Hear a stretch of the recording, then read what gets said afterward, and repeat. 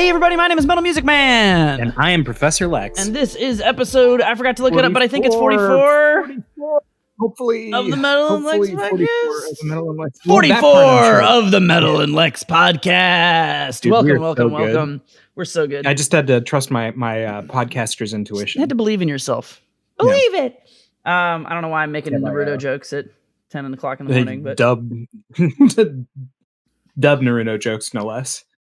Well, those are the best kind. They're the only kind. The dub is so awful. Anyway, happy Saturday morning to everyone. We're doing another Saturday morning podcast.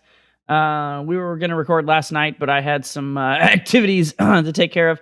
We had an emergency phone call. I did. We had set up to play, and then he got the news on his phone that he had to do something else. I got invited to a butt party, so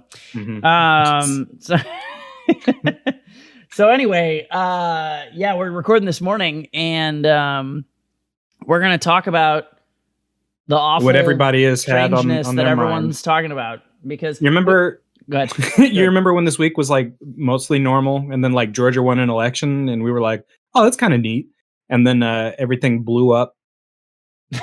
Well, luckily it didn't actually blow up, which we'll get to that, I guess, at some point. But, not for lack of trying. Yeah, exactly. We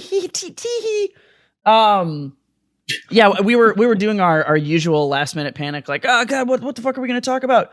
And then Alex is like, how about all the stuff? And I was like, huh? And then I was like, oh right, we live in a society, and we're in the cool zone. And so here we are. This is our we're gonna get into can we even call this politics? We can't even call it politics. It's politically adjacent, but it's also related to fighting games. So I'm sorry. How is this related to fighting games? Gutex. Everything comes back to Gutex. Gutex is the Pepe Sylvia in the middle of our corkboard map. I was just still on the incidents of the Capitol. And I'm like, we'll talk about those too. But we've got a fighting game like a relation and tint to the podcast. If we don't pretend it's about fighting games, then people is this like a group of angry one and doneers? Like,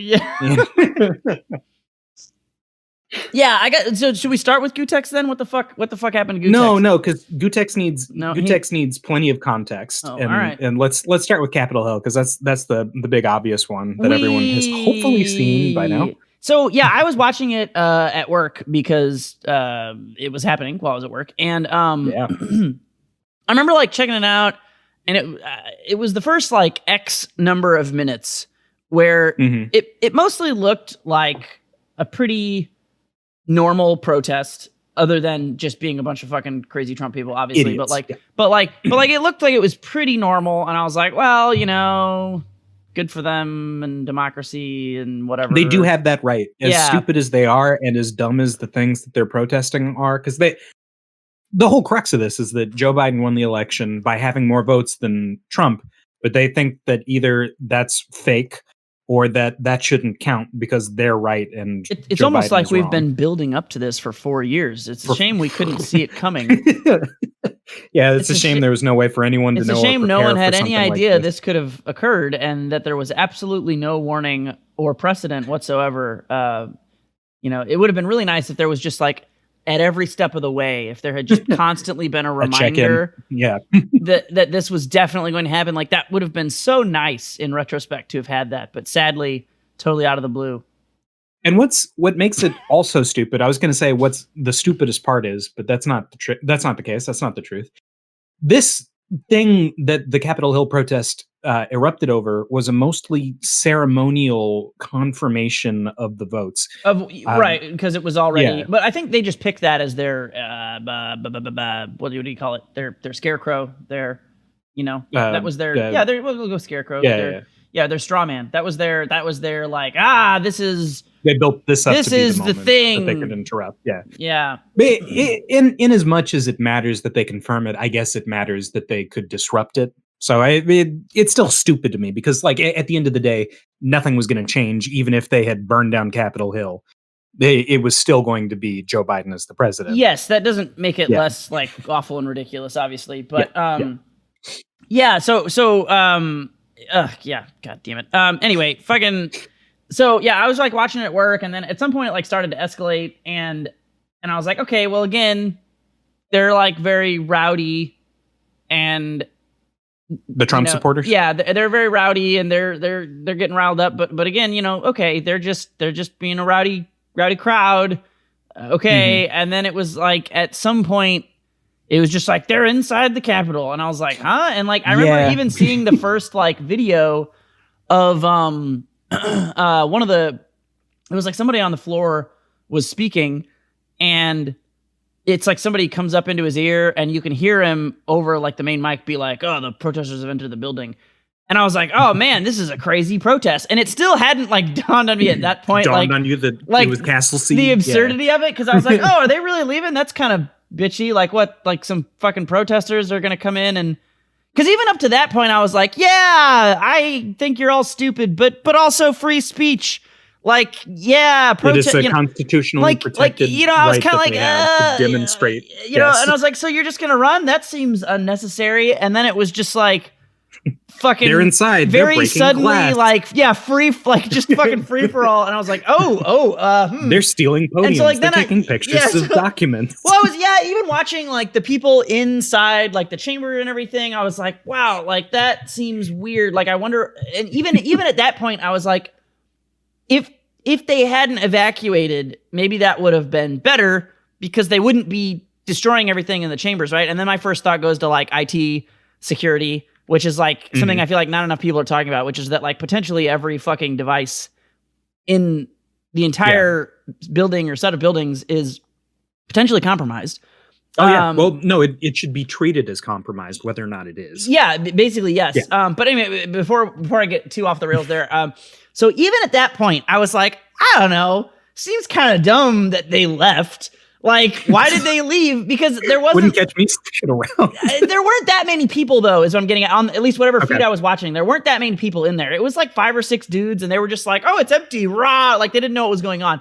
Which I think is the scariest part to the whole thing, is how long it took to realize, or at least to see, based on the feeds I was watching,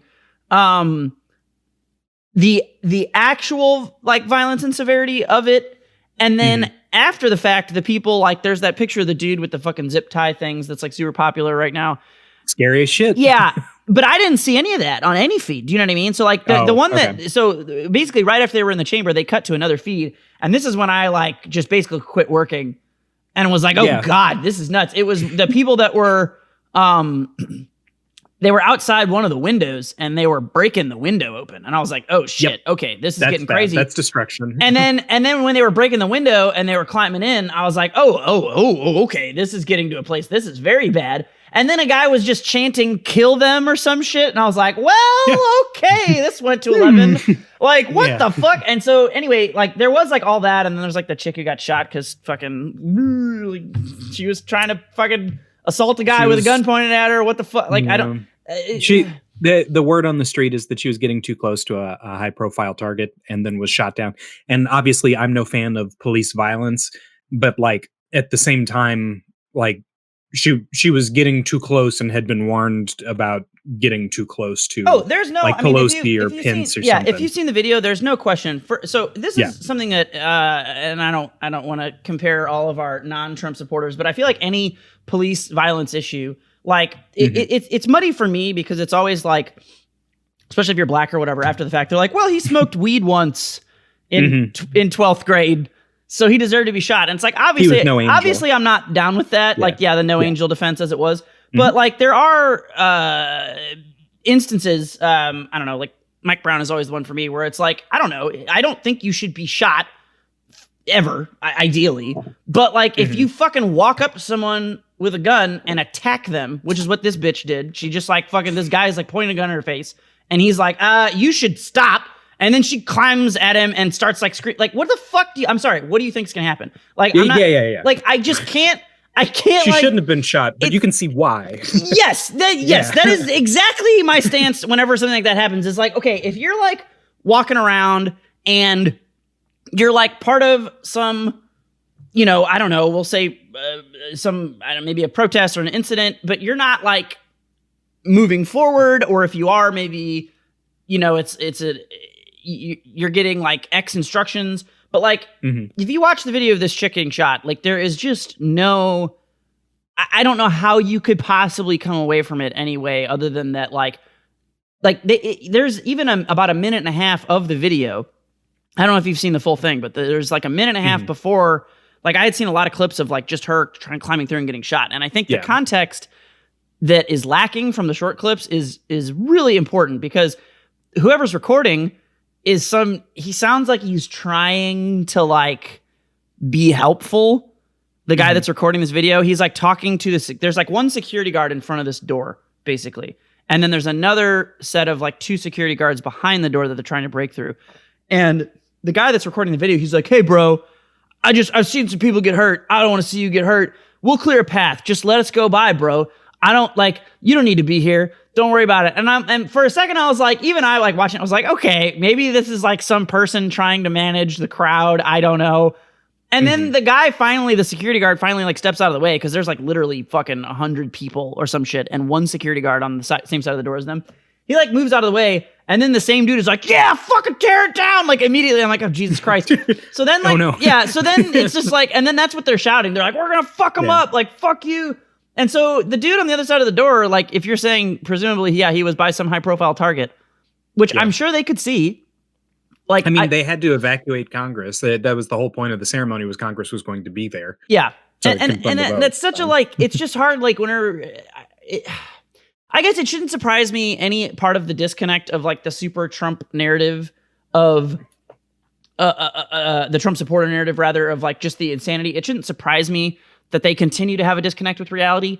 But even considering their absurd disconnect with it, it's baffling to me that anyone could look at any of that and think that it was just a protest. This is the same as BLM when they had like 300 fucking National Guard per fucking square foot, just in case somebody showed up while being black. Like that, and that, as much as like everything is awful, and this is where I'm sure you want to hop in, but like the juxtaposition of the response, the shoe I'm waiting to drop is what they knew in this instance that they didn't say that might explain some of that, or if it truly is just, the cops are the Trump protesters. And that, I don't know. Like, do they have any good reason? Do you know what I mean? For like, did that prevent bloodshed in some way? Is that, I don't, that's what I want to know. From what I have heard, from what I've been reading, there were multiple occasions of Trump protesters who were off-duty police officers or like service people who were flashing their badges in an attempt to get in. And I'm sure on some level that works, just like to fool somebody to say, "Hey, I should be here. I'm a cop," whether or not you're supposed to be there. But I mean, like the prep, like, didn't they seem under prepped comparatively? Yeah, that was intentional. Like, I'm mad at the Capitol Police response, just because it doesn't seem so disproportionate compared to what happened when black people might have said something like, "Hey, don't shoot us." And these people were coming in with like fucking zip ties to come and overthrow the government to get a different person elected. And they were like, "Let's send out a handful of rent-a-cops and maybe or maybe not tell them to just let them in at some point." Because there is footage of them waving people in, removing barricades, and just bringing in the I do think terrorists. At a certain point, I do think at a certain point the assuming we have to have been in the situation that occurred in, I don't necessarily disagree with that. I mean, if you're 2 cops and there's a mob of like thousands of people, you're not going to stop them anyway. Like, what difference does it make? The issue is, why were there 2 cops? Right. Yeah. So the issue, the issue is before that. Exactly. So like, to me, like I see all these things where people are like, "Oh my God, look at them. They let them in." And I'm like, that's really not the issue. Like, if there were, that's not the whole of it. I think that's a pretty small issue by comparison. Like, if there were 1,000 cops and they could have definitely kept them out, and then one cop is just like, "Here you go, come on in." Okay. But there wasn't enough presence to stop a crowd of that magnitude regardless. I'm not saying they should have let them into the Capitol. I think that should have certainly. But like the big question to me is, why the fuck was it such a small force? Because white people? Is it that simple? Or is there some other like? Do they think there's more danger in that group because white people again? Because guns and white people, like, is that a thing? That's white I don't know. Privilege. Sure. That they're able to just roll up with guns and siege the Capitol building, and for the large part face 0 repercussions. We'll say 1 to 4 repercussions, but the fact that they had that privilege to even have that thought, I'll roll in strapped, I'll roll in carrying heat, and I will siege the Capitol building, ideally to get to a congressperson. And the response is just like, put a couple rent-a-cops out. I don't fault the rent-a-cops, strictly speaking, for that, because to a degree, it's not on them. It's the way that the prep was handled, and it seems intentional. And no matter how many different clauses I use to drive it at the meaning here, the point is they got away with it because they were white. Yeah. Oh, 100%. Yeah. But I'm wondering though, like, how much you think of it. I don't disagree with that at all. I'm like curious about.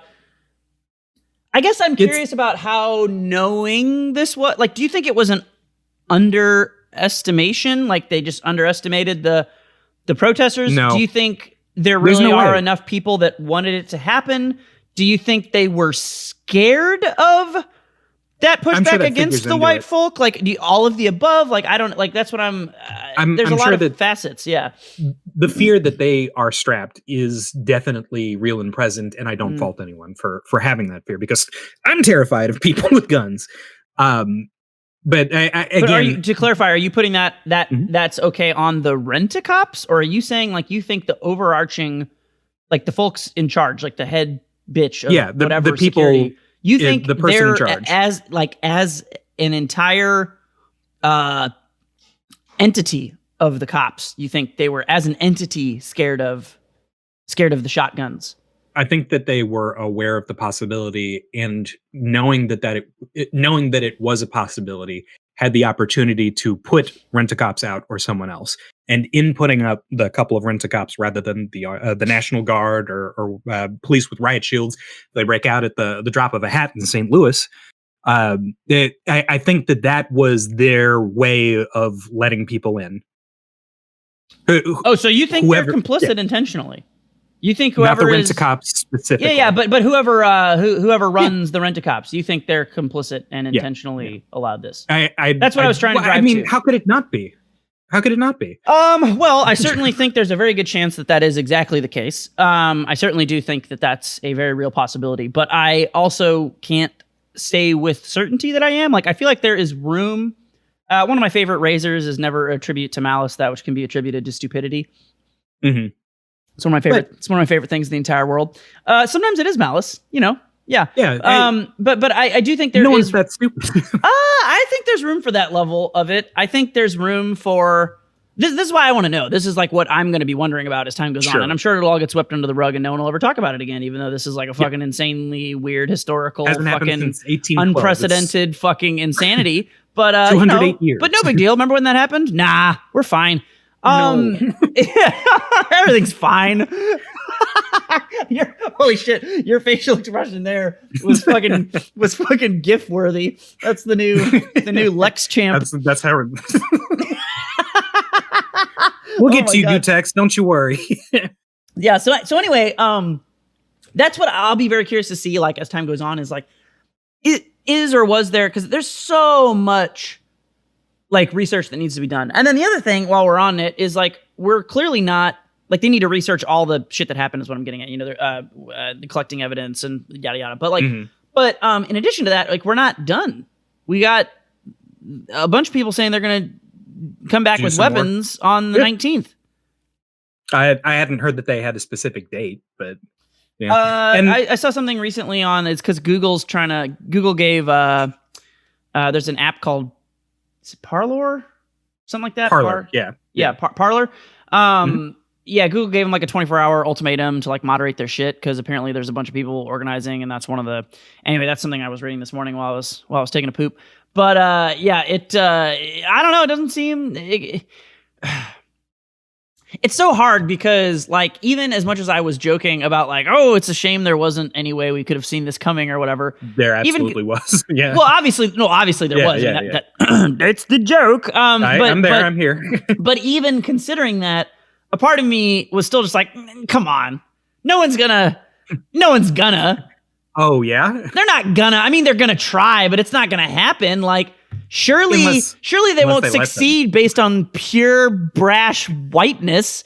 Surely, and it turns out that's all you need. I mean, Akuma isn't that broken, Alex. Come on, man. Come on, man. 9-1. Come on, man. He's not that. I mean, Third Strike Gil isn't that busted. People don't. He comes back to life when you kill him. They just don't have the stones. All right. If they were better players, they could definitely beat him. Okay. So anyway, like a part of me, we didn't have fucking Daigo out there. So like, yeah, like a part of me is just like, come on, surely no, even though maybe and probably, but also surely no. So like, that's kind of where I'm at again with this, where it's like, they're all freaking, and of course now the rhetoric is, you know, all the super fucking ultra fucking right wingers are just like, oh, free speech. And now we're against the tech companies and blah, blah, blah, which is inevitable. Not how that works. Yeah, but it's inevitable. I mean, that's going to be what they do. At Josh Hawley for a minute? I'd have to know who that was, but sure. He's your senator. You got two. The other one's Roy Blunt. So I know Roy Blunt. Two senators. I don't know Josh Hawley. Okay. Seriously? No. I don't pay attention to Missouri politics. Dude, you 90, no, I don't. 90% of Missouri. You gotta get your head in the game, man. No, I do St. Charles and St. Louis, and that's it. Fucking 95% of Missouri is, I know, but I can't. Okay, I can't affect that shit, Alex. This is like. You should. I can't, though. There is literally, I know you can't, literally hopeless. It is literally hopeless. Like, if I lived in fucking Illinois, I'd be like, oh yeah, my vote matters. I don't. I live in fucking Missouri, where fucking it's like I think people who aren't from here, I guess this is just my 2 cents, but like, I don't think they understand how different St. Louis is from Missouri. I mean, they might as well be two totally different fucking states, in my opinion. To a large degree, we almost are, but yeah. Yeah. So anyway, I don't give a fuck about Missouri. Maybe I should, but I don't. So let me help you to give a fuck. All right. Yeah. This is good because there's some hope built into this. Okay. So yeah, you have two senators and a number of representatives for the House, right? The major players here are going to be Josh Hawley, who is a senator, one of our two, and Cori Bush. She is one of our representatives in the House of Representatives. Good. I know people. Good. Okay. We're off to a good start. I know 2 of 3. Yes, that's pretty well. 2 out of 3 names. More than 3. No, we're getting there. Okay. I'm going to keep grading myself. We'll see. Steps. Yeah. Josh Hawley used to be the Attorney General for Missouri, who has done just a masterful job of undermining any and all attempts at racial justice in Missouri. And he's definitely a Democrat, right? No, he's a Republican. I know. You do have to check sometimes. But come on, man. Shout out to Joe Manchin. Give me some credit. Jesus Christ. So Hawley, he waffled for a bit, and we had Senator Claire McCaskill, who's one of those Republicans who's a Democrat. She lost because why would you vote for the lesser Republican when the meaner Republican is also on the ballot? Josh Hawley became our senator. We lost a Democrat, air quotes, put them wherever you want, over Claire McCaskill. Josh Hawley has been trying to carve a path for himself. He's one of those people who's smarter than Trump, who wants to tap into Trump's base. And to that extent, has been agitating and inciting domestic terror, specifically at the Capitol. There's footage of him rooting on the terrorists. Oh, that guy! I've seen it. Yeah, he's like turning around with his fucking. Yeah. That's our bro. Oh, that's our guy. He's been in the news. This just proves everything that I think about Missouri already, and completely just makes me still consider that I have no sway in anything. Well, yeah, I have seen that picture a million times. I just hadn't remembered his name. Or it does get better. That he was related to Missouri. Go on, please continue. Cori Bush, our representative in the House, said, Corey's in the House. Damn. Okay. Anyway, it just occurred to me. How is no one Seriously. What the fuck? There's so much karma to be farmed. What the fuck? Anyway, an I instead of an EY. We're going to break black people Twitter. It's going to happen. We're breaking it. Corey said that her first move, because she's going to be in the House starting on like the 20th or whatever, because she's coming up. We voted her in, but she's not in yet. The first bit of legislation that she says she's going to introduce is to remove, under the 14th Amendment, Josh Hawley from office for inciting domestic terror, which is totally illegal, which is the thing that prevents him from holding office in the United States of America. Sure. Obviously, this will be to like actual Congress approval. And that's why we want to actually go through the 25th Amendment with Trump, right? Because that prevents him from having office again. Yeah, exactly. Yeah. So Cori Bush has been actually like actively pushing measures, or says that she will be as soon as she's actually in a position to do that sort of thing, to remove Josh Hawley from office. Josh also has lost a publication deal. He was supposed to have a book coming out, and then the publishing company, whose name is like S and S, but I don't remember what the S's stand for. They said, "We're not going to publish your book, you fucking Nazi." Yeah, I'm sorry. Is it SS? Because it's not SS. Because they'd be down. No, it's like Schuster and Schnitzel or something. I don't remember the name. How did they? But okay. As great as it is to get some fucking justice porn from what you just said, what I don't understand about incidents like that. This is like when Mike Ross was giving what's his name, Rick, the basketball player, or the basketball player who owned an esports team. Wasn't his name Rick? I forget his name. I know who you're talking about. I forget the name. Shit, I can't remember his damn name. But anyway, Mike Ross was giving that guy shit because he's like, oh, it turns out my boss is a racist, and he's going on this, and he's just like, bro, you didn't fucking know he was a racist when you started working with him. Like, come on, come the fuck on, bro. Come on, like that shit drives me nuts because it's like, oh yeah, like, and I don't know this situation, but the way, like, just from the 2 seconds I just listened to you tell it, it's like, on the one hand, okay, cool, good for them, but also, weren't they going to publish this dude's book to begin with? Like, they didn't fucking know? Like, come on. To be fair, they thought that they knew he was a racist. They didn't think that he was going to be so overt about it. Which again is some white people privilege. Why do they get so many points for that? Like, yeah, why does this publisher get that many points for that? We're not giving them that many points for it. We are giving them a couple points, but this hurts Hawley because now he doesn't have this propaganda machine. Sure, he's trying to spin this. He's saying, "Oh, this is a violation of my free speech rights," which he has to know it isn't, which he must know, right? Well, it's not about what they know. That's not exactly. It's about what it's never been relevant. What they can do to whip up the base. Yeah, it's never been relevant. So if I may impart just the slightest bit of hope onto you. Oh, how dare Georgia? You. Yeah, I know. Georgia not only voted for Biden, which is a Democratic blue move. They had 2 seats up for re-election and voted blue both times. But 2 Senate seats in Georgia, which have been red for like 100 years, have flipped blue. And this is not because everyone had a change of heart about Trump. This is not because they went out and found all the fence-sitting voters. This isn't because they pitched a campaign that appealed exclusively to people who are on the right but who weren't completely fucking nuts. It was an active effort from Stacey Abrams and people working with her to mobilize Democratic voters. There are more Democratic voters in Georgia. There are a ton of black people in Georgia. There are more Democratic voters in Georgia than there are Republicans, as a factor of gerrymandering, as a factor of voter suppression, and as a factor of people just not thinking that voting matters, and to a degree almost being right because of all of the aforementioned factors. Yep. Republicans have been winning there for the past 100 years.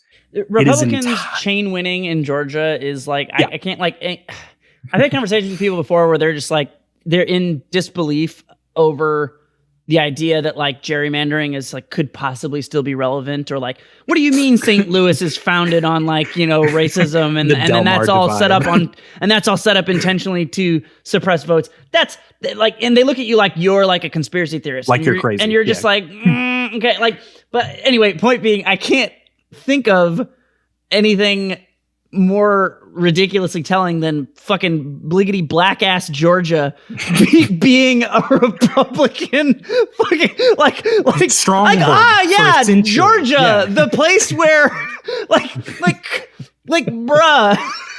Like, how can you look at the existence of that state and its voting history and not just be like, yeah, that's what's going on, guys? What the fuck is that about? Like I don't know. Like even in the year of our Lord 2021, where we swear to God there are definitely up and coming black Republicans. Like, okay, fine, whatever percentage. Sure, there must be one. Like, fine. There's just like census statistics alone. Like, anyway, Georgia should be blue. What? And it is. Well, now, hooray. Yeah, because of the mobilization of the voters. And those voters, because they've been mobilized, stand a stronger chance of staying engaged. I'm not saying that we're going to continue to win Georgia every time. But the fact that Georgia is purple, decidedly purple, and was consistently blue this election cycle gives me hope that Missouri could do much the same with that same degree of mobilization. With people like Cori Bush in Congress, I think that we stand a chance. I don't. That's okay. I think St. Louis does. I think St. Louis does. St. Louis is blue. Missouri is not like Georgia, is it? I mean, it's not like Georgia. Yeah, no, there are way too many fucking redneck, white ass, fucking honky pieces of shit in Missouri, dude. For that to be a thing. There aren't as many as you'd think. You think? I want to. No, I know. I need to Wikipedia numbers now because I'm always curious, like what this comes census up. data. So let's look up like percentage of race percentage of Georgia, right? Sure. We'll say you're looking for like census data for racial breakdown in Georgia. Yeah. So racial breakdown in Georgia is 57.8% white and 32% black, which I feel like whenever you get statistics like this, I've had people be like, oh man, I thought there'd be more. It's like they forget that black people are like we're still a minority. Like they are minority. Like they're the biggest. They're the biggest minority, but that's why exactly. I've had conversations with people like that before. They're like, "What do you mean? There's only like 25% of America is black? Like that's crazy. Like what? No, that's just how it is." Okay, so and then we'll say in Missouri as well, comparatively speaking.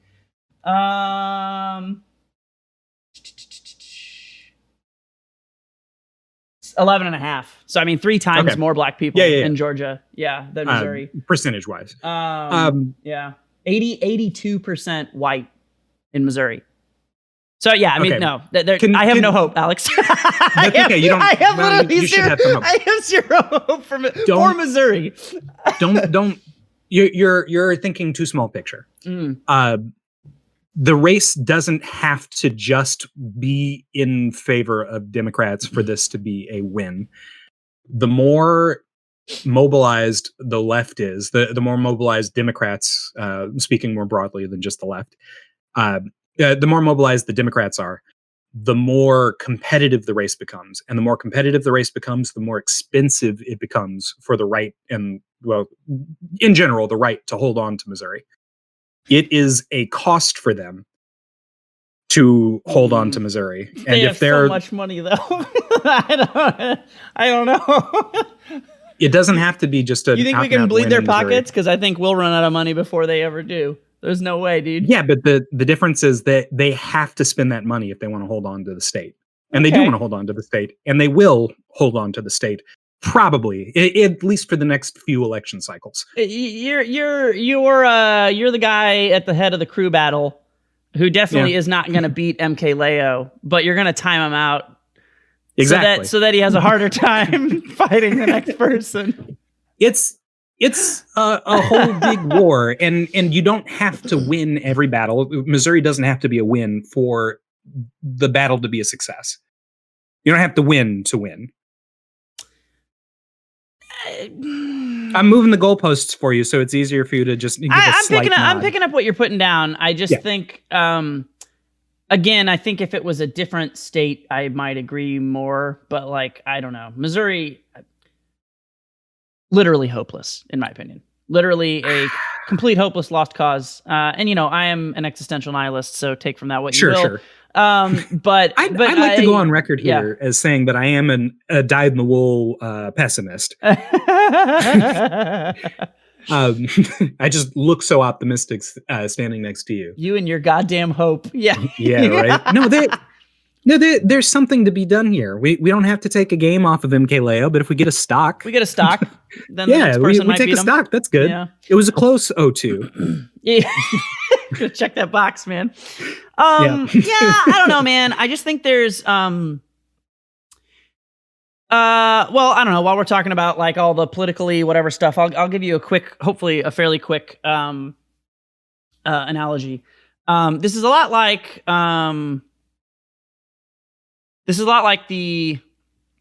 it's like the fight of equal rights and stuff with regard to like gender, right? So like women in the workplace and blah blah blah. And I'm always struggling when people are like, oh, we need to put like this law and this thing here to ensure that there isn't like sexism in the workplace. And I'm like, okay, that's all great. And yes, fine.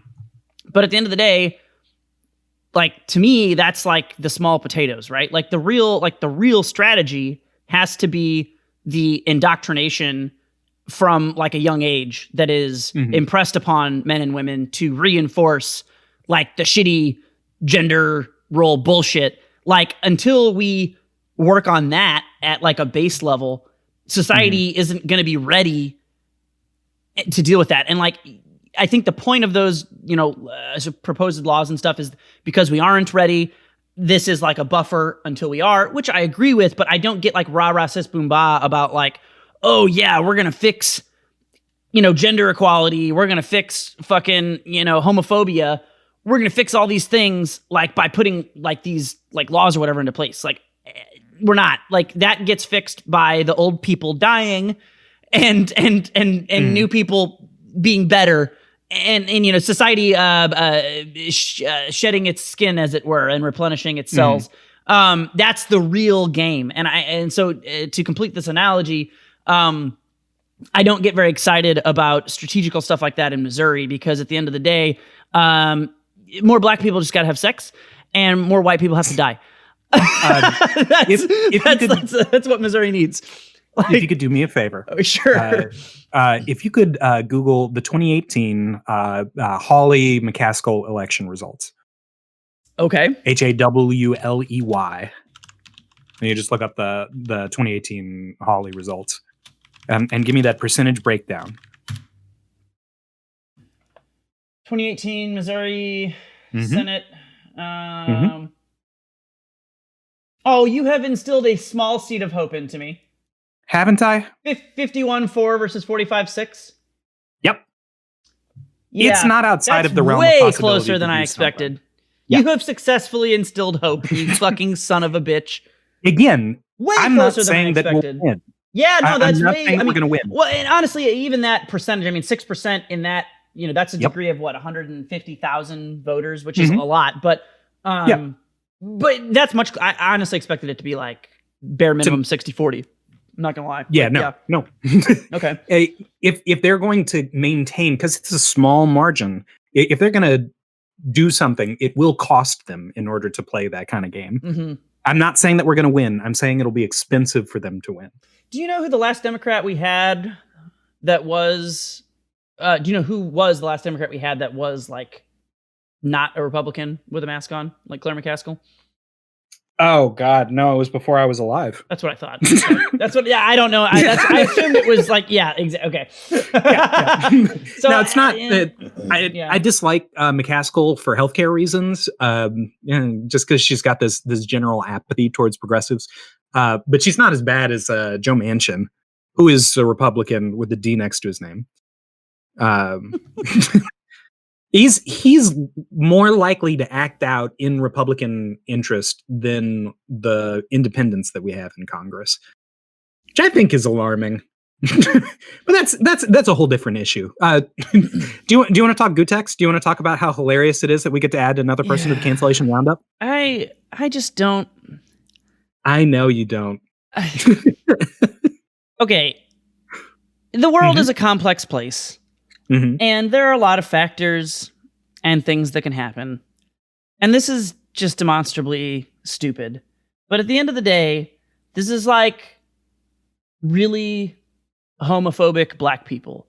You're just like, dude. What? Do you not? You're like, bruh. Do you not see the parallel here? Like, how is it? Oh, okay. Like, bro. I see what you're saying. How are you not like very aware of the similarities of these? How do you look at the plight of the gay individual like come and say, on? Nah. And so like looking at Gutex, it's just like, dude, like I just don't. And it's stupid. I mean, anybody can be, so whatever. But like Gutex he's a biracial Trump supporter, though. Like I just like I know half Chinese, half Mexican. Trump supporting lunatic. I don't understand how that happens. Like it's just that is you're like a minority of a minority of a minority within a minority that like accidentally tripped on a banana peel and wound up in an alternate dimension. Like I just don't understand how it happens. Like I can get like, dude, every angry ass white dude being a Trump supporter, I'm like, yep, totally get it. There's a system of power in place that enables you to benefit from him being in power. What sense. Are you getting out of this, Gutex? That's right. No, but I even with that, yes. So yes to everything you just said, but even if that weren't the case, I do think there's something to be said for the anger and frustration of rural white America. I'm not saying it enables them to have Confederate flags, but I think sociologically, I think there is a logic to the illogicalness of it, if you will. Like, I think you can look at the points that have occurred and be like, okay, I can see how these bubbles have gotten there. I don't see that. I don't see that with Gutex, because the other thing is like, it's not like, okay, I'm not just like, oh, biracial Trump, that's it. That's a big factor. But it's huge as a biracial non-Trump supporter. Yeah, like, that's a big factor, don't get me wrong, but like that isn't like the only thing. Like on top of that, you're like, what else are Gutex's social circles? And you're just like, internet nerd video games.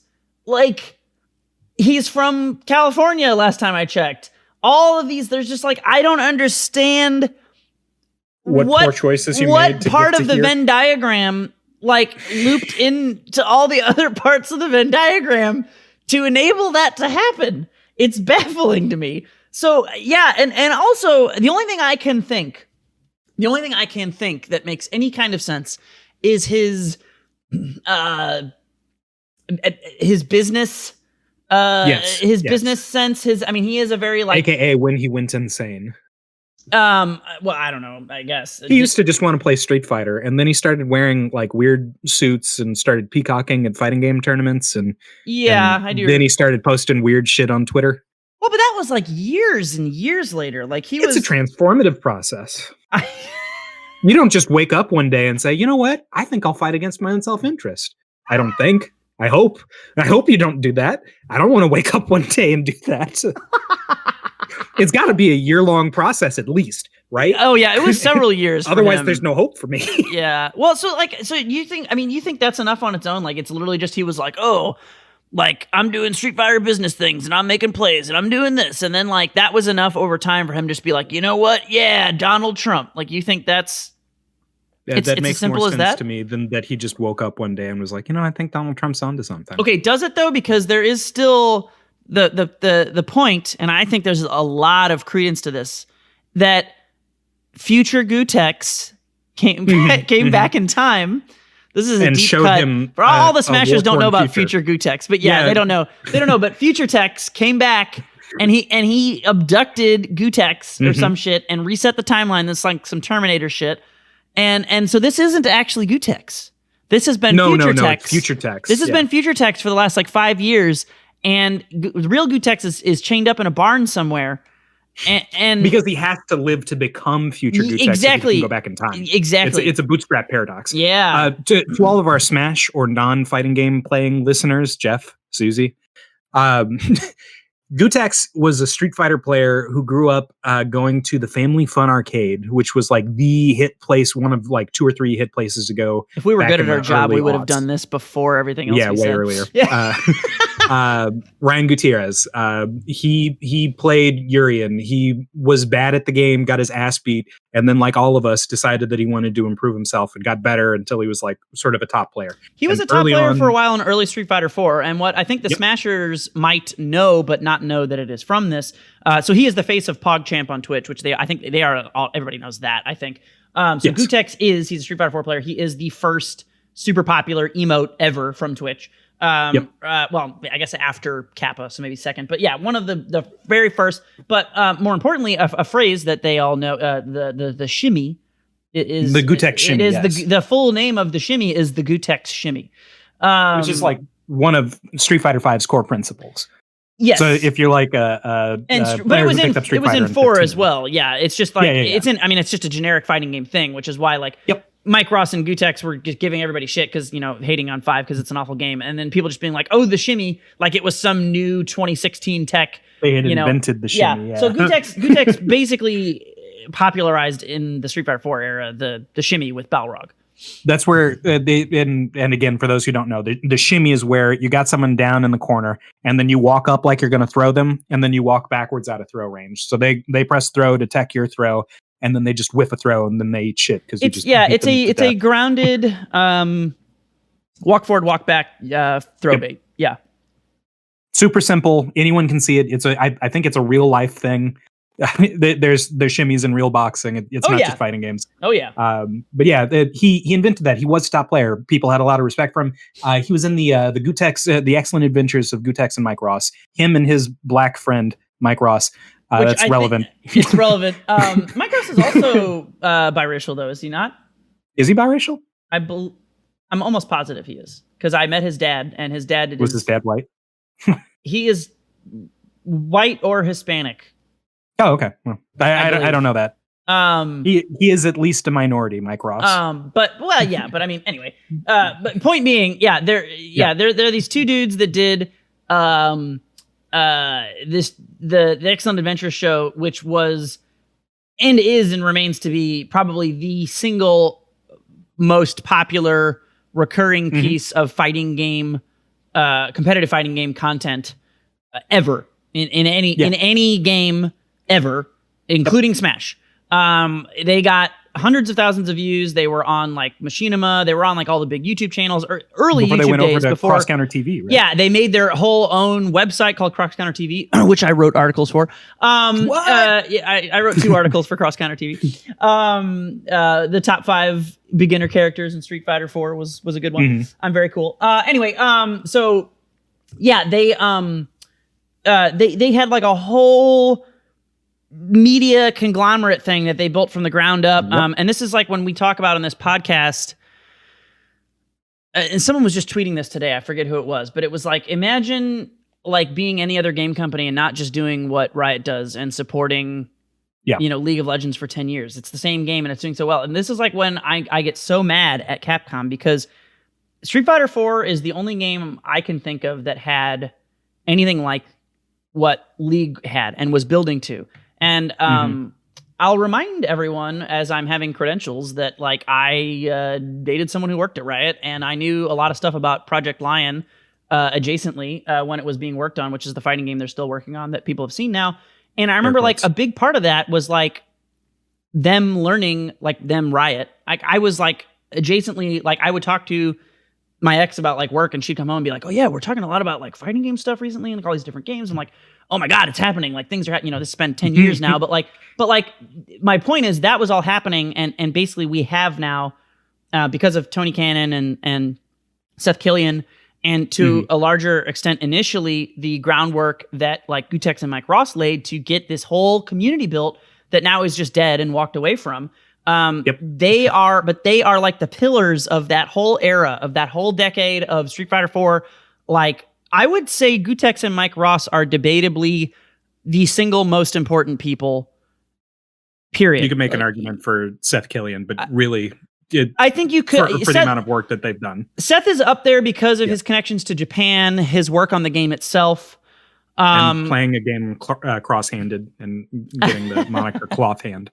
But yeah, Seth is super important too. He's the character Seth is named after, if you guys didn't know. But anyway, so that's just a little history. And point being, this is why it's so painful and painful that Gutex, horrible. That Gutex this is like, a betrayal.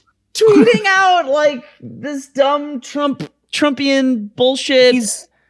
Gutex totally flipped on us. He's we're building up to what he did over the Capitol Hill riots, domestic terrorism.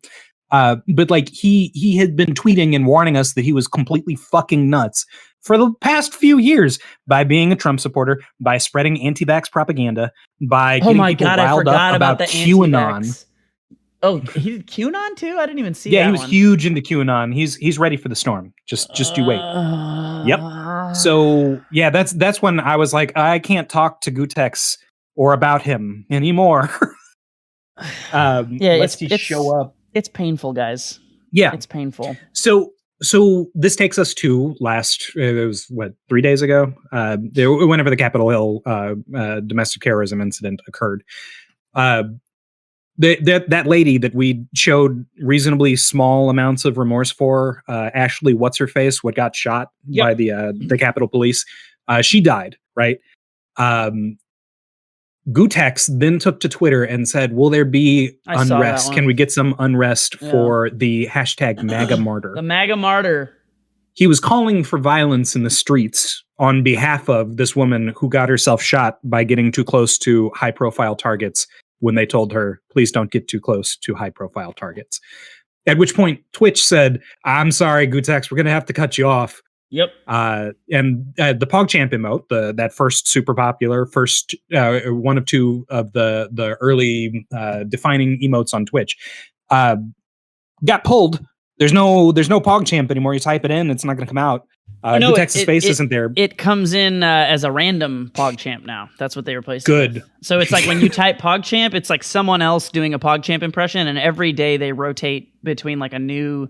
But it'll never be Gutex. But it'll never be Gutex again, which is kind of sad. And he did that to himself. It's super sad. Yeah. There's nothing that anyone could have done. No one could have made him less crazy, except for future Gutex or maybe hologram Gutex, which is a long-running joke in the fighting game community when we thought that Gutex was just weird and not crazy.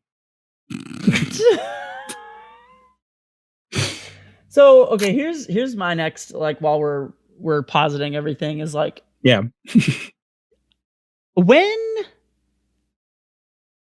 do you think Mike Ross knew, and do you think he? Because it always seemed like they were friends, for sure. They seemed to be the best of friends. Maybe they were Jamie Heineman and Adam Savage friends, which is to say that they weren't, and they were just professionals that worked well together. I don't know, but like I always wonder about that, because like there is another, while we're going through the ancient history of the Street Fighter 4 era, the other part of Gutex and Mike Ross that was crazy is like Mike Ross was a top player. Well, Mike Ross was a little top player, but he was also just like, he was the people's champ, as everybody said. He was basically a god to everyone in the community, and he was my hero. He was getting unironically, he was the guy. Yeah, I mean, he was getting endorsements from all these things, and like again, this is when it was like, I mean, he was doing like freaking just all these different ads for different companies. Like anything he did or touched became instantly legitimized in the entire FGC. He could, because if Mike Ross was there, he's the people's champ. Yeah, he could completely Captain America. I mean, one of those people that like, and I think this is something that like the Smashers probably don't understand as well, because and I can speak to this because I'm both, fucking come at me. There has never been I'm bi gameshul. I'm a rare minority, but I do exist. But I think what Smash players don't understand is like, you do have big names. You've got like your MK Leos, you've got your Mewtwo Kings, but there really isn't anyone. I think the closest you could get is like Mango, but even Mango is not quite the same deal. If Hungrybox weren't a heel, not like in personality, but he is tournament performance. You've got like vague analogs, I think but no one is the same. Mango is the closest one, but the difference is that like Mango, and this is actually Mango's a perfect comparison, because Mango compared to Mike Ross, the difference is Mango makes a shit ton of money. Everybody loves him. He does well, but he's kind of hard to market. He's Mango, and I love the guy. I mean, I stand for what Mango stands for. He does not give a single fuck about anything. This is not a drag on Mango at all. But my point is, the level of corporate backing and marketability that he has is nowhere near what Mike Ross had. Mike Ross was not only the racial part always comes into this because it's the fighting game and minorities and blah, blah, blah, blah, blah. This is good. So they get like this black dude who's like super, he's down with like all the community, he can be, what am I getting at here? He's authentic. That's what I'm getting at. He's not he's like real, he's not like a weird corporate shill. Yeah. He's more real now, but we'll get to that. Well, this is what I'm building to. So he was still real. I don't think anybody ever felt like he sold out. At least no, I never did. Maybe he did. Well, I don't think he did. Well, he didn't. Okay, you're hang on. Okay, we're getting there. No. Yeah, we're getting there. Don't no spoilers. So he was doing all of the like endorsements. He was doing like promos. He was both top level competing and doing like commentary. Evo top 8 places. He was doing it all, and it was all like the best of all worlds, right? Like the companies loved him because he was like real enough that everybody was like down with his shit, but then like he wasn't like being a fake piece of shit either. So it was like he had like the perfect combination of like indie credentials and marketability is what I'm getting to. And at a certain point, Mike Ross just fucking disappeared. He vanished one day. He disappeared. When the world needed him most. That was after Street Fighter Cross Second. I think it was like a little bit before Street Fighter V came out. It was right around Street Fighter V. It was like during Street Fighter V being in beta and maybe on its release. So yeah, he wasn't around. There were no more Excellent Adventures anymore because Mike didn't exist and Gutex on his own wasn't going to carry anything. Or maybe there were some didn't exist, and he had a couple of other people. And I think he had guest spots, but it wasn't ever. They were doing things, but it wasn't the same, and it wasn't getting the kind of traction. And then it died because Mike wasn't there. And so then it's like we're going through, and as you guys have listened to on countless podcasts at this point, my hatred of Street Fighter V burns. And it was in this era when like everyone was just like to your face, which I think I talked about a couple podcasts ago, so I'll be brief, but it's basically like all these other figureheads like Justin Wong and Alex Valle, they're all just like, oh man, this game is so great on Twitter. And then you go to a tournament and they're just bitching about it. They're being total fake pieces of shit. Fucking hate everybody hates it. Everybody knows that everybody hates it, but no one can talk about it. And that was like a crazy gaslighting thing where like the discourse on social media was totally different. And then you would come in and shit on Street Fighter V and people would like bitch at you. Marvel Infinite. Or Marvel Infinite or whatever. They would like bitch at you because it was like, I don't know if it was shill accounts or people that were buying in and, eating, drinking the Kool-Aid or whatever, whatever the fuck. But it was like this combination of like, where like you felt like you couldn't even talk about it. And that was like also weird and disconcerting. And anyway, after, I don't know, it was maybe a year in Street Fighter V, literally no one has heard from Mike Ross. No one. And he finally comes out and he does this like, ask me anything R/Kappa on Kappa. Yeah. And I cannot explain to you, it was like, it was like getting rescued after being stranded on an island for months. It was like a plane came in. Mike Ross shows up and he just is fucking no holds barred. People are like, why did you leave? And he's like, I didn't give a shit about all this. Like people were trying to like make money off of me. They didn't want to give me money to do the things that I wanted. They wanted me to like be this puppet. I had things to say about like Street Fighter V or whatever the thing, and like they didn't want to hear it. And I was like, fuck that. I'm not going to like, so basically to your point, he refused to sell out and that's why he left. And then in the best way possible in this thread, he's like, I don't have ties to any of this shit anymore. I can say whatever the fuck I want. I could have before anyway, but like, I just needed to walk away, blah, blah, blah. And like, for himself. So his Mike Ross in this thread, literally someone's just like, Mike, what do you think of Street Fighter V? And the one sentence reply is just Street Fighter V is one of the worst fighting games I have ever played.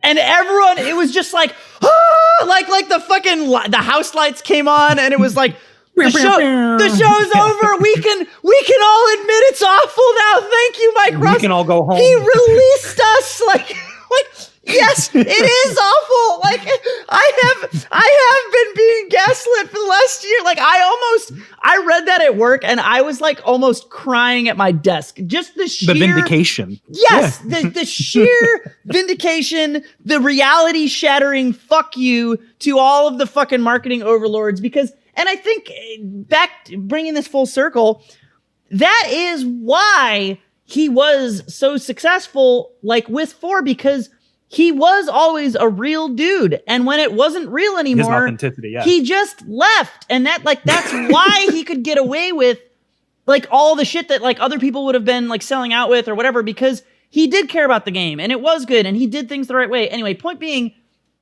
back again now 2 turns. This is the dude who was associated with Gutex. I think that and I want to know where. Yeah, I want to know when it was for Mike Ross. Yeah, I want to know when, because Mike Ross had to have a breaking point, right? Because there's no way there's no way this didn't play a part in it, right? Notably, you're leaving out one part. He did show up at Evo one year playing Guilty Gear as Axel.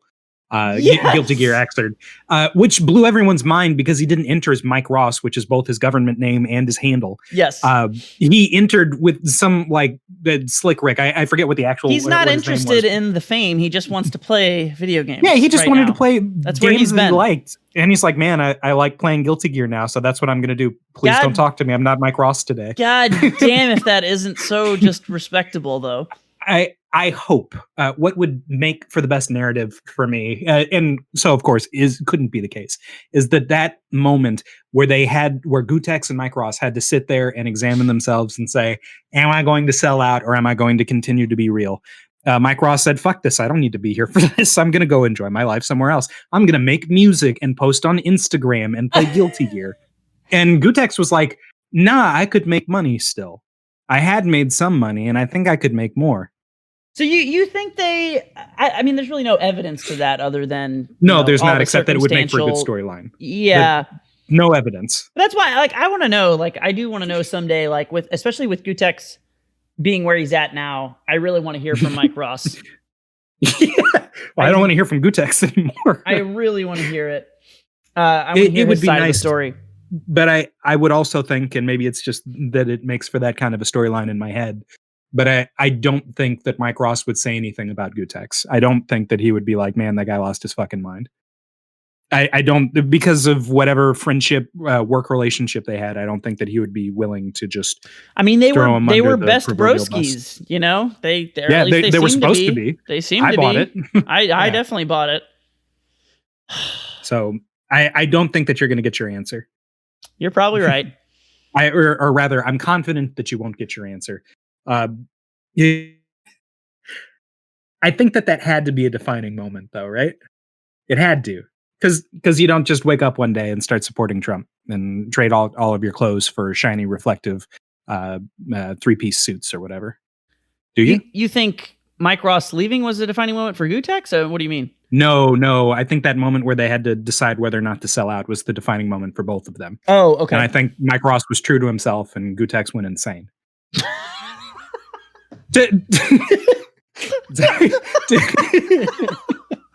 Jesus Christ. To be fair, you had much that same opportunity yourself and turned into a recluse briefly. So I think that you remember that time you vanished from the earth? Yeah. Street Fighter V came out and you accepted it, and then I didn't see you for a while, and then you came back. Yeah. I think that was your Gutex Mike Ross moment, and you didn't do what either of them did. You went into cryo sleep and then woke up several years later, and people were sadly still playing Street Fighter V.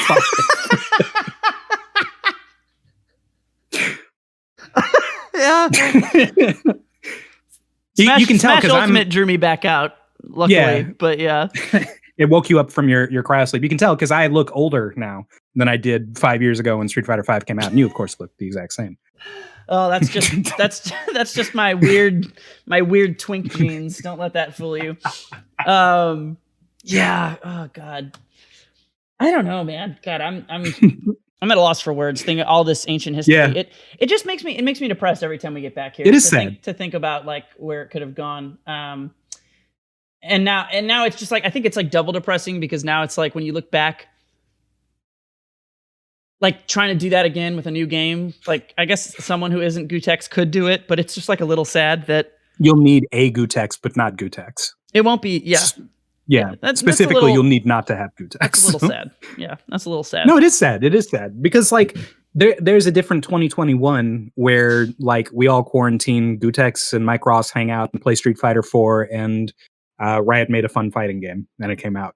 in a reasonably short amount of time. Still stoked for that. We'll see. I hope it isn't awful. I kind of don't want to support Riot in some ways because of their giantness, but in other ways it's like, fuck, dude, the way they support their game, if they make a good product, like if that game succeeds, it's gonna blow the fucking doors off the FGC, because it's gonna open it up to a larger community than has ever been a thing. And I am like so excited, hopeful, and terrified and pessimistic of that. So yeah, that'll be interesting. How it's going to revolutionize the game, the fighting game community, and whether or not we'll still be able to participate. Yeah, I suddenly find myself in very depressed existential crisis of the future for fighting games mode. Have an existential crisis. Remember when I wasn't depressed at all about Missouri? No, I don't. Futility, yeah, but an now hour ago. I'm so depressed right now for the future of fighting games. I have my priorities. Fine. Hey everybody! Congratulate Will. He's making the transition to Hitbox. He's playing on a new type of controller. That's the future. Get out of here. Tell him that you're proud of him. That's what he wants to hear. I will continue to futz with it, but I don't. I believe in you, Will. I have hope. I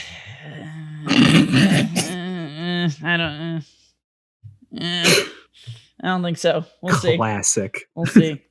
All right. Well, anyway, I think this has been a podcast, and I have been the Music Man. And I've been Professor Lex. And we will catch you guys next time. See ya. Bye.